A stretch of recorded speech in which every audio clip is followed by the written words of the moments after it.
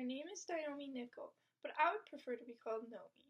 I am a 17-year-old girl who lives in the Canadian town of East Village, but I would rather live in New York City's bohemian East Village.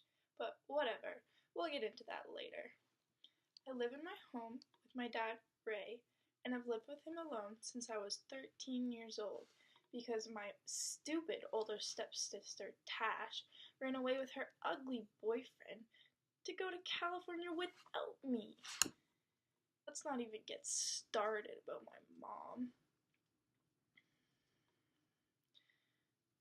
Her brother, my uncle, who we call the Mouth, is the local pastor of our Mennonite church. She was always so stressed and overwhelmed about the immense pressure to conform to the strict rules and values of the church, and one day left to be the free-spirited woman that she is. This really hurt me because she is leaving her younger daughter behind, and at an age where a girl needs her mother the most. But I totally understand, because if I were her, I would have run away too. Now back to talking about New York. New York, the big, popular city. I'm finally here. The skyscrapers, the roads, the streets. Oh, so beautiful. I feel like taking every single waking moment, enjoying the wonders that seem innumerable to my hungry eyes. The city is huge, and the culture is absolutely fantastic. Everything seems so perfect, and the air feels a bit damp with some traces of smoke. It must be the traffic. An immense amount of work must have been put in to make everything this big. There are all of these beautiful parks, restaurants, theaters, shops. The list is endless. I dream about having a gold star treatment in one of those hotels. The people are so busy. I almost bumped into one man as I marveled around the city. There seems to not be enough time for anything, as everyone is rushing through the hustle and the bustle. Walking through the streets, I meet this teenager, looking all hype and without a care in the world. He rudely asks me, "Why are you wearing pajamas?"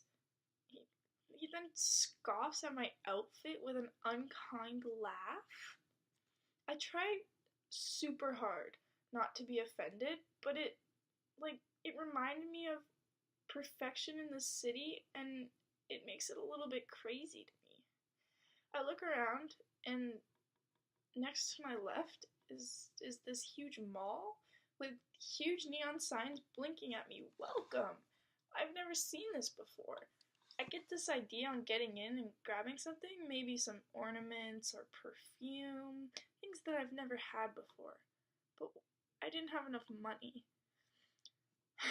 Well, enough to shout, "Shopping won't happen today." I did that in the mall. Enough sightseeing today, I said. I must do something else. But first, I had to rush to my room to get everything set. I had to board a taxi and head to New York City's bohemian village, the village that I wanted to live in. The driver, a man in his mid-40s, keeps asking me all these questions about where I'm from, my life, and everything. It was kind of creepy. It felt kind of annoying. However, I ignored those weird questions and distracted him. I told him that he drove like a girl. He didn't feel very happy about that one.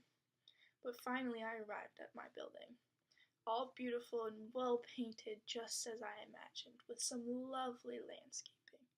Upon entering my room, I couldn't believe it. Everything seemed so perfectly in order. It seems like the housekeeping did it with meticulousness of a high priest. I jumped on the cozy bed and felt the soft mattress caress my skin. I then laid there, staring at the ceiling. In my mind, one thing kept lingering. Getting this job at the Red Lobster or some other restaurant and kickstart my life in New York, like I've always wanted to. Much as I was studying, I would have to live without anyone giving me instructions on how to do everything. I sound kind of lonely, but I'm gonna get the rock and roll lifestyle for myself. I must enjoy life to the fullest.